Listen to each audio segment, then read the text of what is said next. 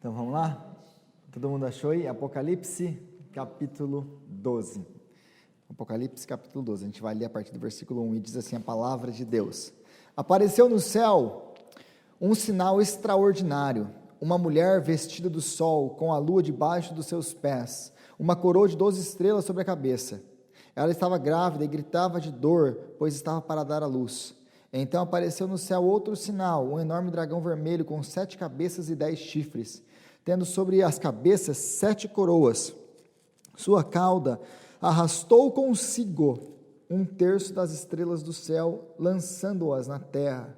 O dragão colocou-se diante da mulher que estava para dar à luz, para devorar o seu filho no momento em que nascesse. Ela deu à luz um filho, um homem que governará todas as nações com um cetro de ferro. Seu filho foi arrebatado para junto de Deus, o seu trono. A mulher fugiu para o deserto, para um lugar que lhe havia sido preparada por Deus, para que ali a sustentasse durante 1260 dias. Houve então uma guerra nos céus. Miguel e seus anjos lutaram contra o dragão, e o dragão e os seus anjos revidaram, mas estes não foram suficientemente fortes, e assim perderam seu lugar nos céus. O grande dragão foi lançado fora. Ele é a antiga serpente chamada Diabo ou Satanás, que engana o mundo todo. Ele e os seus anjos foram lançados à terra. Então ouvi uma forte voz dos céus que dizia: agora veio a salvação, o poder e o reino do nosso Deus e a autoridade do seu Cristo, pois foi lançado fora o acusador dos nossos irmãos, que os acusa diante do nosso Deus dia e noite. Eles o venceram pelo sangue do Cordeiro e pela palavra do testemunho que deram. Diante da morte, não amaram a própria vida. Portanto, celebrem-no, ó céus, e os que neles habitam. Mas ai da terra e do mar, pois o diabo desceu até vós. Ele está cheio de fúria, pois sabe que lhe resta pouco tempo. Quando o dragão foi lançado à terra, começou a perseguir a mulher que dera à luz o menino. Foram dadas à mulher as 2 asas da grande águia, para que ela pudesse voar para o lugar onde lhe havia sido preparado no deserto, onde seria sustentado durante um tempo, tempos e meio tempo, fora do alcance da serpente. Então a serpente fez jorrar da sua boca água como um rio, para alcançar a mulher e arrastá-la com a correnteza. A terra, porém, ajudou a mulher, abrindo a boca e engolindo o rio que o dragão fizera jorrar da sua boca. O dragão irou-se contra a mulher e saiu para guerrear contra o restante da sua descendência. Os que obedecem aos mandamentos de Deus e se mantêm fiéis ao testemunho de Jesus. Então o dragão se pôs de pé na areia do mar. Palavra de Deus. Então, eu vou fazer uma revisãozinha rápida do que a gente viu no capítulo 12, do versículo de 1 a 5, e aí a gente segue aí para o final. Na última semana, nós vimos que eu falei sobre essa passagem aqui, e tudo que nós vamos entender no livro do Apocalipse, nós precisamos entender o seu contexto histórico, cultural, tudo que está acontecendo no primeiro século e também a partir da própria palavra de Deus. Nós interpretamos a Bíblia com a Bíblia. Então, muito do que João está escrevendo são alusões ou quase que citações mesmo, né, do Antigo Testamento, porque é o próprio Jesus que está mostrando a revelação que os profetas viram antes de João. Então o Apocalipse é o cume, é aquele ponto final, aquele ponto onde tudo se conecta agora para o desfecho final. E aí a gente precisa também entender a questão toda do primeiro século, fora a Bíblia, interpretando a própria Bíblia, o contexto histórico qual que é o pensamento das pessoas. Um dos exemplos que eu usei semana passada, eu vou repetir aqui, foi, se você lembra da história das 7 igrejas, nós tínhamos, por exemplo, eu mostrei uma moeda do primeiro século com o filho do imperador. O filho do imperador havia morrido, ainda criança, então eles diziam que aquele filho do imperador, mesmo que ele não reinou, ele não foi um imperador com vida, ele estava reinando sobre o mundo, sobre o universo em morte, ou seja, ele foi deificado. Então nós tínhamos uma moeda dele, ele estava, é uma criança, um bebê, sentado sobre um globo com 7 estrelas na mão. Aí vem Jesus e fala o quê? Eu sou aquele que tem as 7 estrelas nas mãos. Não é o filho de um imperador deificado. Eu sou o filho de Deus. Sou eu quem tem as 7 estrelas nas mãos. Então Jesus ele pega uma metáfora ou uma mitologia, ou um conto, ou uma fábula, ou uma crendice popular e transforma e aplica isso para ele. A mesma coisa está acontecendo aqui no capítulo 12 de João, de Apocalipse. A mesma coisa. Por quê?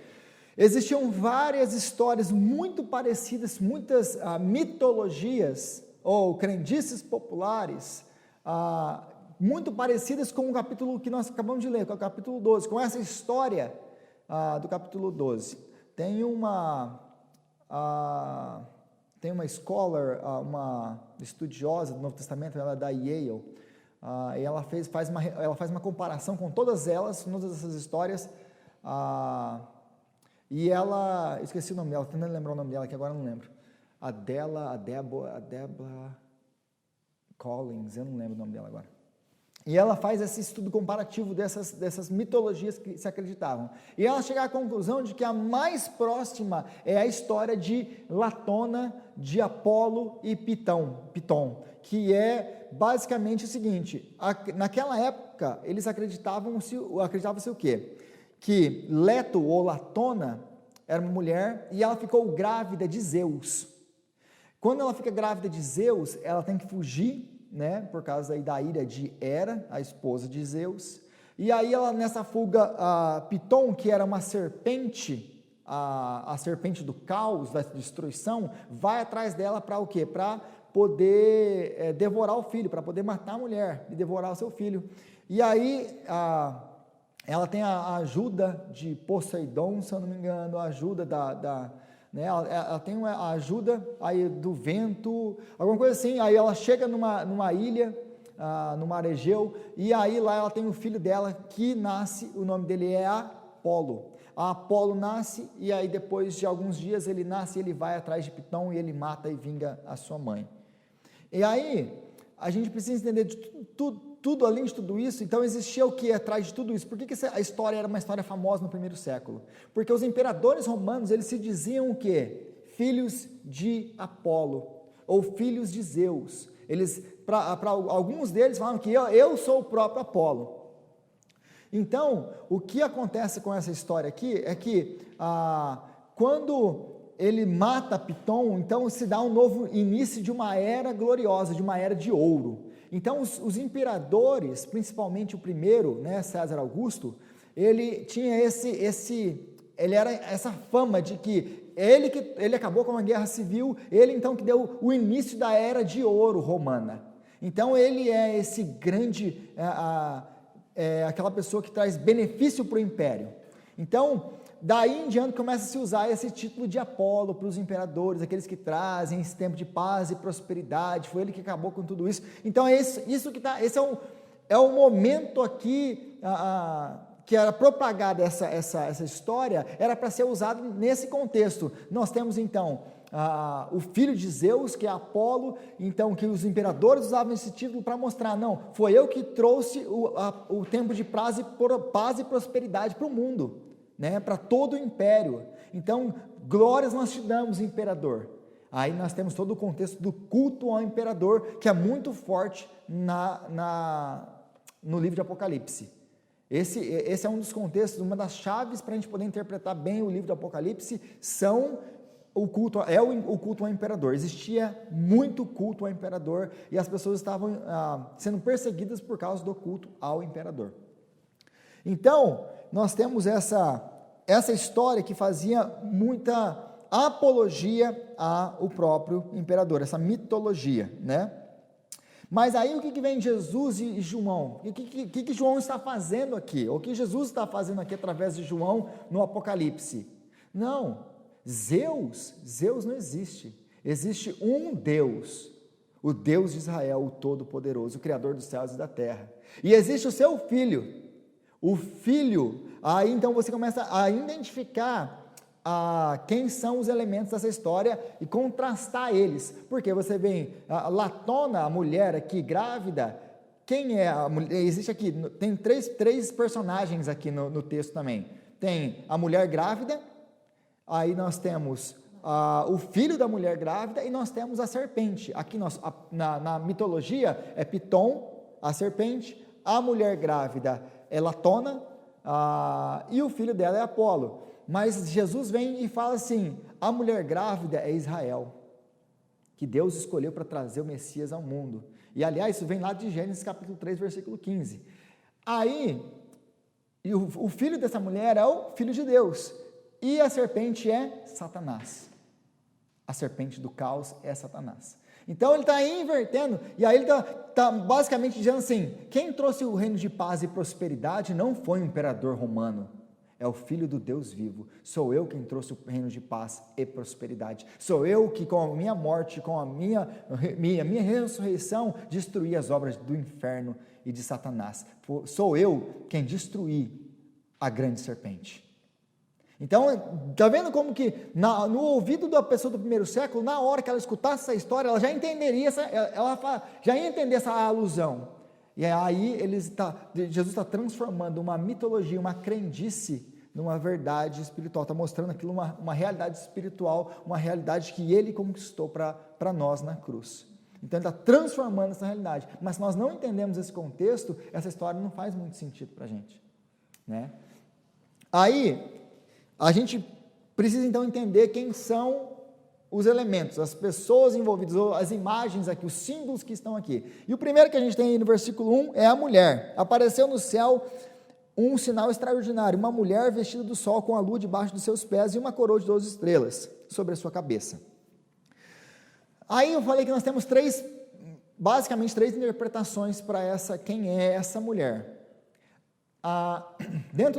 Principalmente dentro do catolicismo romano, não é de se espantar, que essa mulher é chamada de Maria, por todo a ênfase que Maria tem dentro do contexto católico romano, né? Então, não é de se estranhar o porquê que eles interpretam dessa maneira. Só que... Por isso que eles desenham naqueles vídeos nas igrejas católicas, Maria desse jeito, né? Essa iconografia, esse modelo de se apresentar Maria foi desenvolvido depois do quarto século, mas sim, a partir daí, de ver a Maria dessa maneira, exatamente, mas existem alguns problemas para você interpretar Maria nesse texto. Primeiro, Maria nunca foi apresentada assim na Bíblia, dessa maneira, né? Então, e vai muito contra o que o Novo Testamento está fazendo e que Jesus próprio está fazendo, mostrando para Maria que ela precisa de um Salvador como qualquer outra pessoa. Porque Maria, nós amamos Maria, respeitamos Maria, como nós amamos o apóstolo Paulo, como nós amamos o apóstolo Pedro, como nós amamos os apóstolos, os servos do Senhor Jesus, os profetas, nós amamos todos eles. Nós não temos, esse aqui é mais, esse aqui é menos, porque diante de Deus não existe nenhum bom, nenhum sequer. Isso que o apóstolo Paulo nos ensina em Romanos capítulo 3, né? Então todos precisamos de salvação, inclusive a mulher que gerou Cristo, né? Inclusive ela. Então, esse é um modelo de interpretação, é uma maneira de interpretação. A segunda maneira é interpretar que essa mulher é a descendência de Abraão, ou seja, a igreja. Algumas pessoas, elas fazem uma mistura e colocam a igreja e a mulher como se fosse a mesma pessoa. Mas o próprio versículo 15 desse texto vai nos trazer um problema gigantesco para resolver. Que aí algumas pessoas vão tentar conciliar, mas que ao meu ver fica complicado. Então, a mulher, para alguns, a Maria, para outros, a igreja, né? Por causa de todo a descendência, ou a questão que a igreja sempre existiu desde, né? A Israel é a igreja do Antigo Testamento, né? Ou a igreja é Israel no Antigo Testamento. Aí nós temos a igreja, ou então Israel é uma continuidade da igreja, ou a igreja é uma continuidade de Israel. Então existe sim, principalmente nós que adotamos e que entendemos a teologia da aliança, né? Existe uma continuidade entre Israel e a igreja.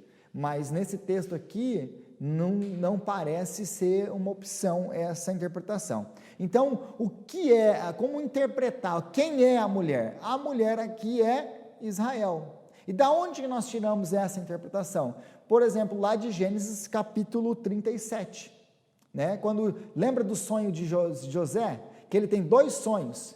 Aí ele tem um sonho lá que os feixes estão todos reunidos e todos os feixes se dobram diante dele para adorá-lo. Depois ele tem um outro sonho, que aí os irmãos vão ficar doidos mesmo, porque aí ele vai sonhar que tem lá o sol, né, que é o pai, a lua, que é a mãe, 12 estrelas, que são os irmãos, e todo mundo se prostra a ele, né?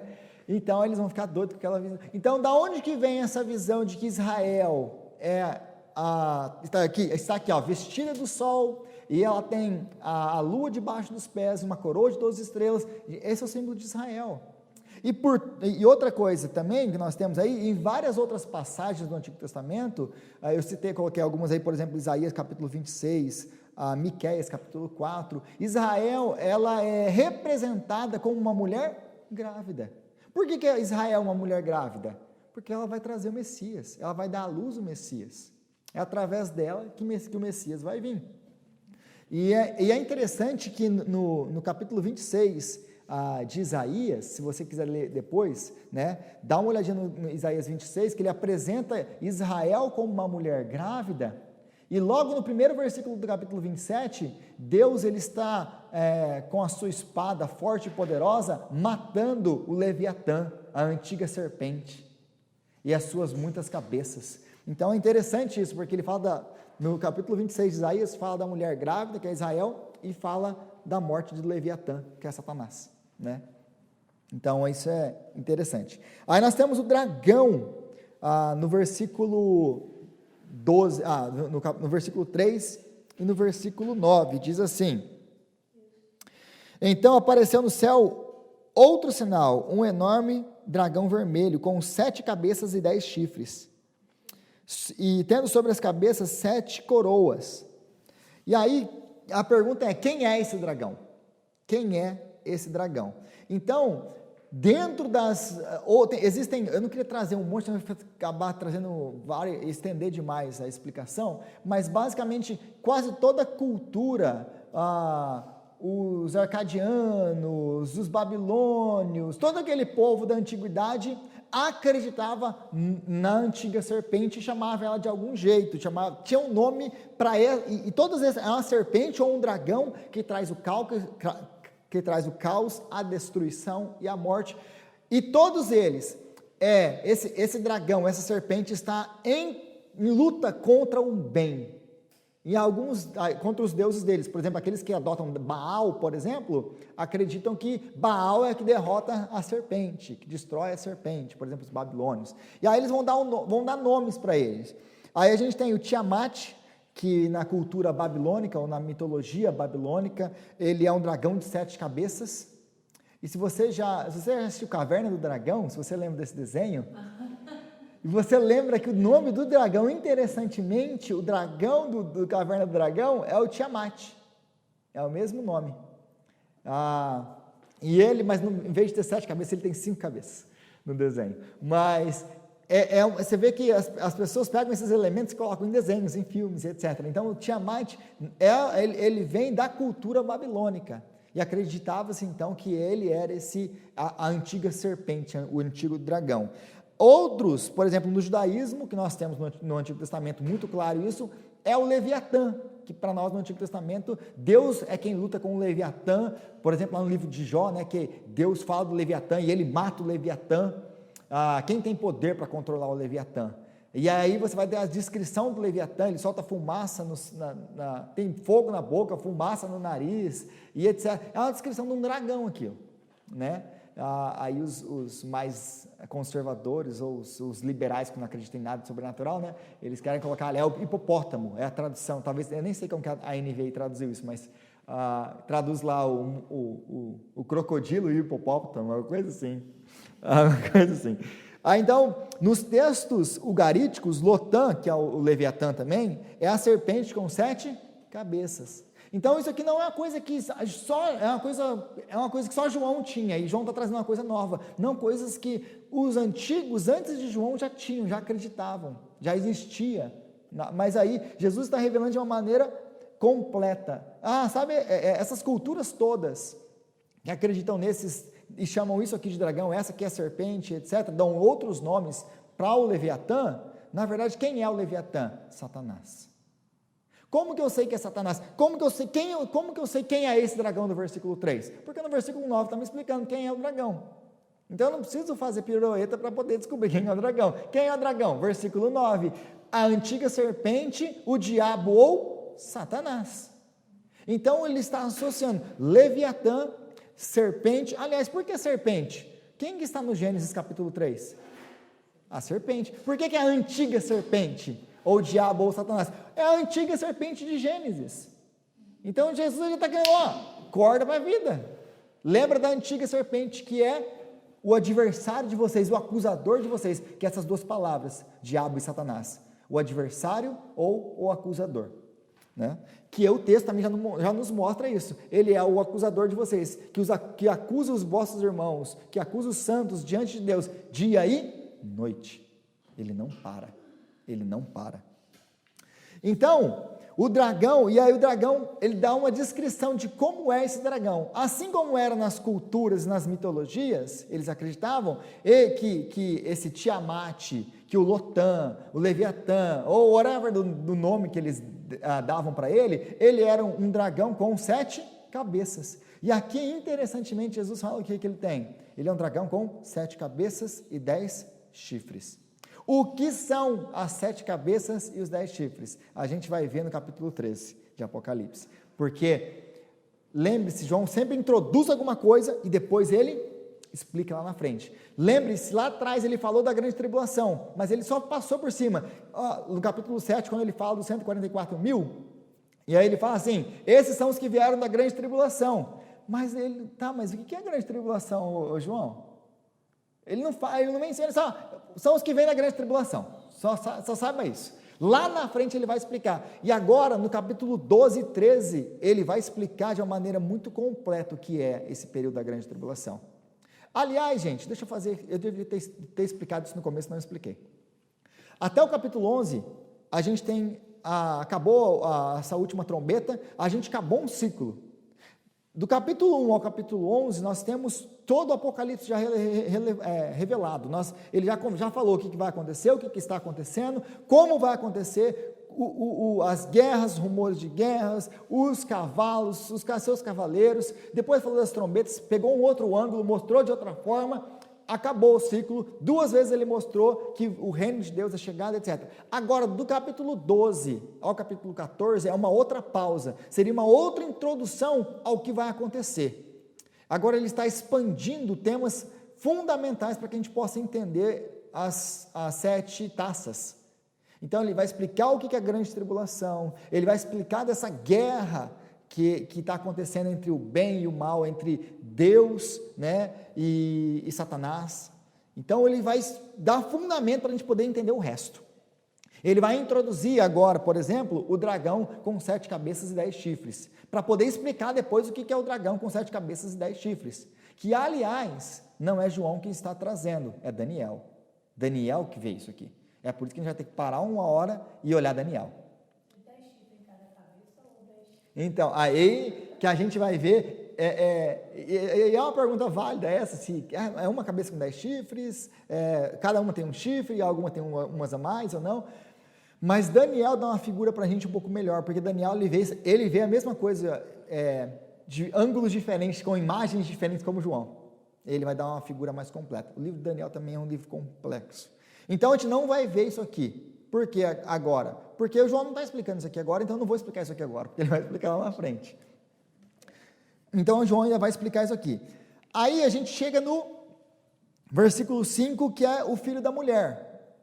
Quem é o filho da mulher? Aí lá no capítulo 2, no versículo 27, e no capítulo 19, versículo 15, porque eu sei que todo mundo aqui já leu numa sentada só Apocalipse, quem é aquele que vai reger as nações com vara de ferro?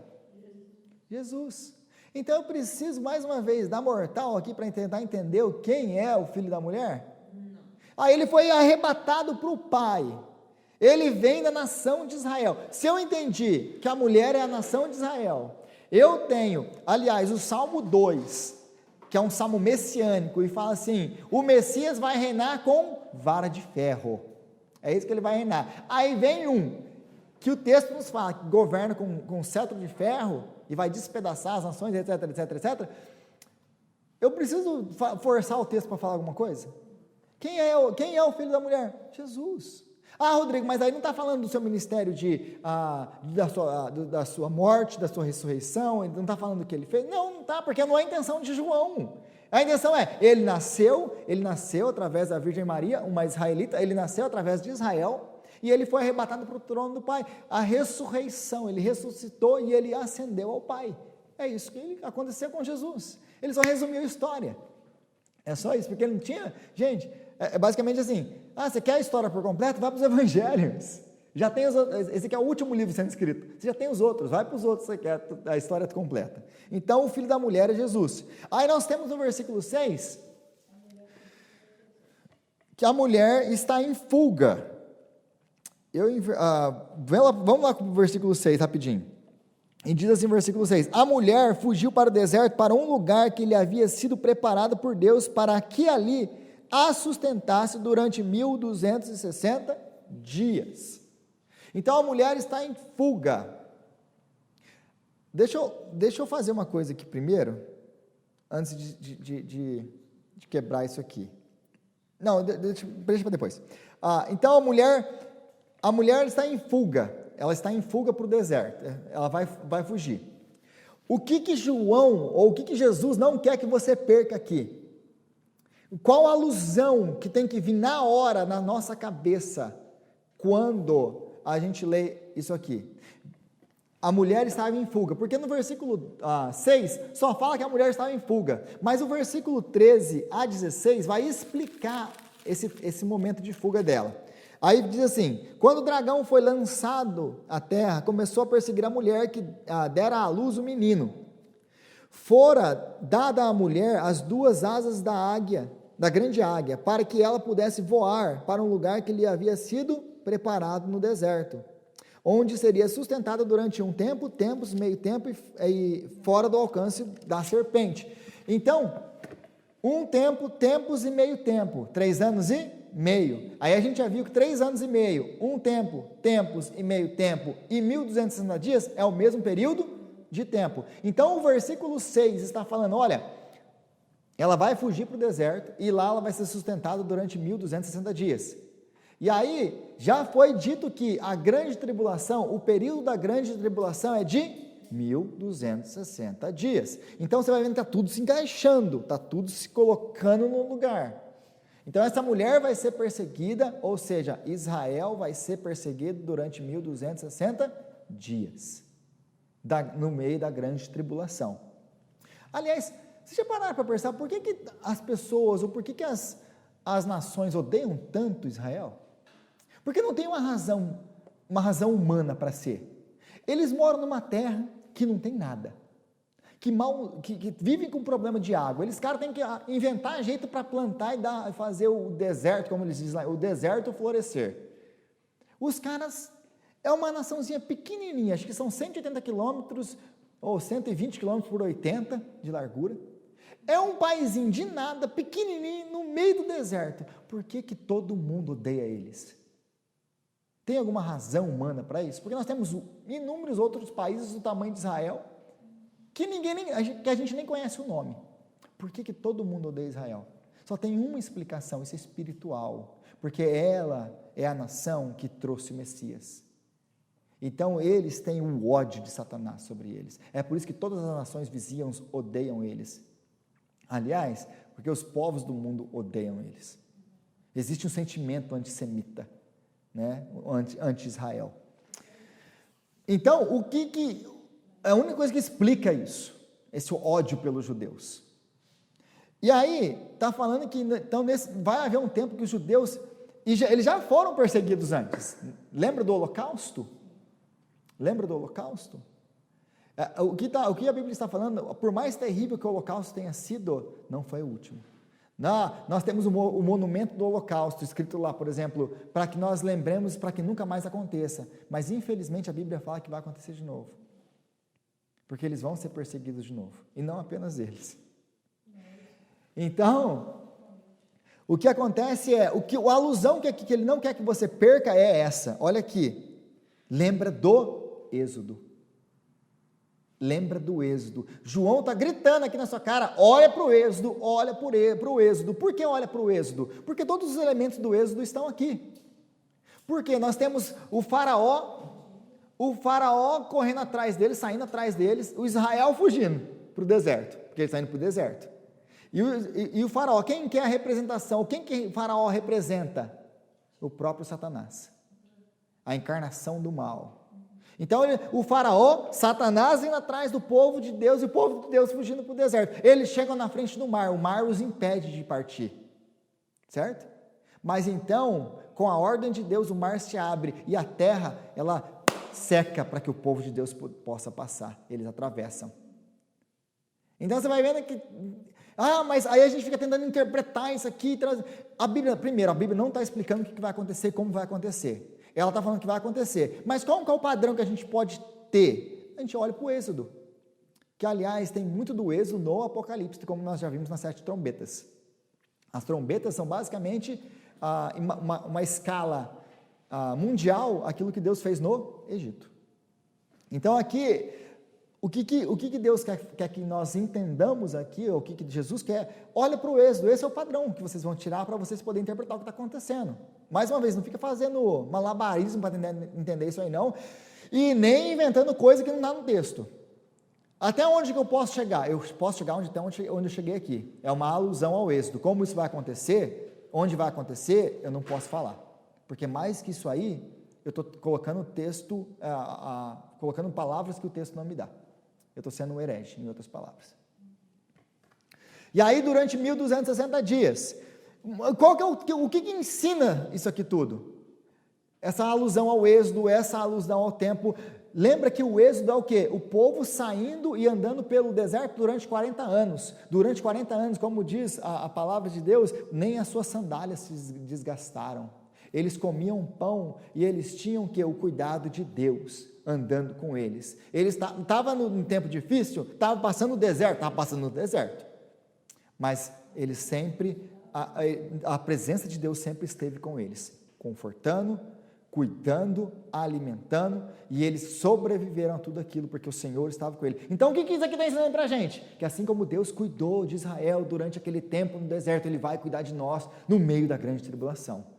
Então é por isso que a gente não precisa ficar desesperado. Vai ser deserto? Vai ser o deserto. Deserto estava legal? Deserto não estava legal. Né? Não tem carro para andar, está todo mundo ali meio escondido, o negócio não está muito bom. Mas ainda assim, a gente tem a presença de Deus, e Deus tem dado provisão. Aí, gente, esse texto aqui, ele é basicamente dividido assim. O versículo 1 ao versículo 6 é uma visão geral do que está acontecendo. Tá? É uma visão geral. Eu estou falando isso aqui bem rapidinho, depois você pode voltar e você vai assistir a gravação se você quiser de novo, mas você vai ver a estrutura. Quero que você entenda a estrutura do capítulo 12. A estrutura do capítulo 12 é, do versículo 1 ao 6, é a visão geral. Aconteceu isso aqui. Aí João vai voltar, ele vai regressar, e ele vai explicar como que isso aqui, do 1 ao 6, está acontecendo. Aí ele vai dar duas perspectivas. A primeira, do versículo 7 ao 12, ele vai explicar o que está acontecendo no céu. O que acontece no céu. Aí do versículo 13 ao 15, ele vai explicar o que está acontecendo na terra. E aí, então, nós temos, a pergunta que fica é, quando que isso acontece aí? Acontece. Isso aqui é uma coisa que acontece, aconteceu já ou vai acontecer? Existem duas linhas, basicamente. Que isso aqui aconteceu. Satanás foi expulso dos céus depois que Jesus morreu e ressuscitou na cruz, que ele ascendeu ao Pai. Então ele já conquistou a vitória. E num certo sentido é verdade, porque nós já vivemos, o Espírito Santo já habita em nós já vivemos em vitória. Se nós morremos agora, nós vamos para o Pai, os nossos pecados já foram perdoados. Então nós vivemos nesse tempo do agora, mas nós vivemos do agora, mas ainda não. Porque Jesus já voltou, ele já reina completamente. Em um certo sentido, ele reina completamente porque ele é o Senhor. Mas ainda o mal impera. Ainda nós estamos vivendo nesse tempo de morte. Nós estamos aqui orando agora por vários motivos que, se Jesus já estivesse aqui governando, nós precisaríamos estar orando por essas coisas? Aliás, nenhuma das nossas orações aqui precisaria ser se Jesus já estivesse governando aqui na terra com o reino estabelecido. Então nós vivemos nesse tempo, nós já vivemos a realidade espiritual, mas não de uma maneira completa. Então, do que ele está falando aqui? E alguns teólogos vão discordar de mim, mas o que eu vejo aqui é que isso aqui, essa última vitória de Deus, né, a vitória final, o expulsar de Satanás dos céus, acontece de uma maneira completa antes da grande volta de Jesus, no período da grande tribulação. É por isso que o texto vai falar que, olha, Satanás foi expulso do céu, e ai da terra, por quê? Porque ele sabe que lhe resta pouco tempo. Então existiu uma guerra no céu. Assim que, primeiro, lembra, versículo 1 ao 6 está explicando o que aconteceu de uma maneira completa, de uma maneira rápida. Do 7 ao 9 vai explicar dessa guerra, né, o que está acontecendo aí. Então houve uma guerra nos céus, e Miguel e os seus anjos lutaram contra o dragão e a serpente, e os seus anjos se revidaram, mas estes não foram suficientemente fortes, e assim perderam o seu lugar nos céus. Aí eles foram lançados aí, e aí ele chega à terra. Depois que eles são tirados de lá, quando eles são expulsos de lá, quando Satanás e os demônios são expulsos de lá, o que acontece? Há louvor no céu. E é por isso que eu creio que isso aqui está falando do tempo do fim. Porque ele fala, agora existe esse tempo, você vê que de completude, né? Foi lançado fora o acusador dos nossos irmãos, que os acusava diante de Deus de dia e de noite. Eles venceram pelo sangue do Cordeiro e pela palavra do seu testemunho. Eles venceram, primeiro, nós vencemos Satanás como? Por causa de Cristo. Não existe nada em nós, é mérito dele. Segundo, aí eles venceram pela palavra do testemunho que deram diante da morte. Muitos de nós aqui não vamos morrer por Cristo. Então, de que período que ele está falando aqui? Da grande tribulação. Que diante da morte, eles enfrentaram a morte e não voltaram atrás. Eles morreram sendo fiéis a Cristo. Lembra dos 144 mil? Quem são esses? São esses que lavaram as suas vestes no sangue do Cordeiro. Então ele está falando do mesmo período de tempo aqui. Ele está falando da grande tribulação, daqueles que morrem na grande tribulação. Aí nós temos, para finalizar, aí, a mulher e a sua descendência, no versículo 13 ao 15.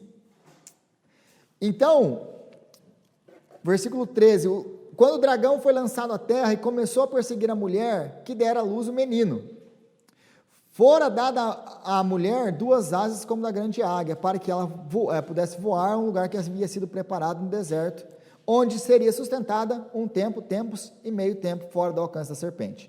Então fez jorrar água da sua boca como água como um rio, para alcançar a mulher e arrastá-la com a correnteza.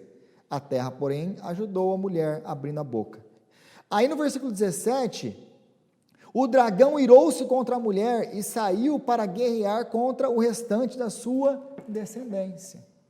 Então, o que eu quero dizer com tudo isso aqui? Por que eu vejo uma distinção entre a mulher, Israel, e a igreja? Existe uma distinção nesse texto? Existe. O versículo 13 claramente fala da mulher como Israel, porque nós já interpretamos assim lá atrás, e não está falando que essa mulher aqui, a mulher grávida, é a igreja, porque não é a mulher grávida não é a igreja que dá à luz o Messias, é o Messias que dá à luz à igreja. Nós somos cristãos por causa do Jesus, não ao contrário. Primeiro, já não faz sentido então essa explicação de que é a igreja. Segunda coisa, está falando, nós vimos os exemplos da mulher, que é a Israel, e aqui no versículo 13 fala que essa mulher foge, ganha as asas, falando mais uma vez da alusão do Egito, Israel saindo do reino do Egito. E aí no versículo 15 e aí até o 17, nós temos uma distinção entre a mulher, aí, porque o dragão não conseguiu pegar a mulher, ele vai pegar quem? Os descendentes da mulher. Assim como nós somos, como Jesus nasce, né, de Israel, nós viemos de Cristo, é uma continuação, nós somos os descendentes, de uma certa maneira, de Abraão. o pai da fé, porque essa é a promessa para Abraão, que ele teria muitos descendentes. Então a igreja é uma continuação de Israel, mas existe uma distinção aqui. Deus está falando que vai ter um período para Israel, que Israel vai ser perseguido, porque eles sempre foram perseguidos, né? Mas então, você está falando que existe salvação para Israel diferente de Jesus, e Deus tem um plano para eles, não estou falando isso, salvação é só em Jesus Cristo, mas existe uma perseguição para Israel, porque sempre houve e vai continuar tendo, por causa que, mais uma vez, Deus os escolheu para trazer o Messias. Então existe uma diferença aqui, e a única vez, por exemplo, que nós vamos ver aqui no versículo 17, que a descendência, o restante da sua descendência, os que obedecem aos mandamentos de Deus e se mantêm fiéis ao testemunho de Jesus. Em nenhum momento se diz que a mulher aqui, a mulher grávida, fala de Jesus, fala quem é, tipo assim, diretamente fala Jesus. Aqui a descendência, ela obedece a Jesus. De quem que ele está falando? Da igreja. Então existe uma diferença entre Israel e a igreja aqui, muito clara no texto. Eu não estou inventando isso aqui, está claro para todo mundo isso aqui? Eu estou forçando alguma coisa aqui? Porque eu vejo as coisas, gente, eu leio umas coisas, eu leio muito, vocês sabem disso que eu olhei e falei assim, mas você não pode estar escrevendo isso. E está escrevendo, né? E aí eu falo assim, gente, mas está claro aqui no texto. E muitas vezes eles nem comentam, porque como que eles chegaram naquela conclusão? A mulher e a igreja, a mulher e a descendência são a mesma pessoa. Tá, a Sofia, ela é diferente da Jaqueline. Todo mundo concorda? Então a mulher, a mãe, é diferente da sua descendência. Faz sentido isso para vocês? Eu acho que qualquer ser humano faz, não faz? Mas na cabeça de algumas pessoas parece que não faz.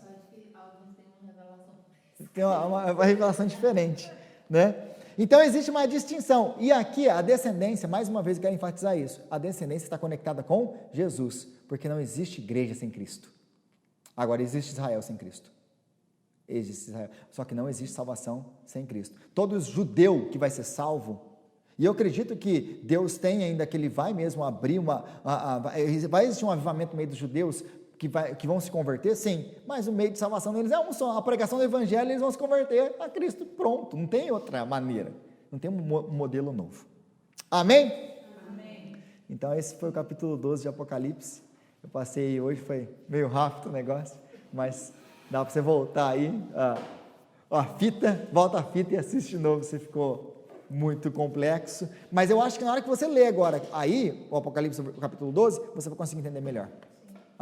Os símbolos e tudo que está acontecendo, porque gente, à primeira vista parece ser um negócio impossível de entender, mas depois você vê que já não é tão assim um big deal, certo?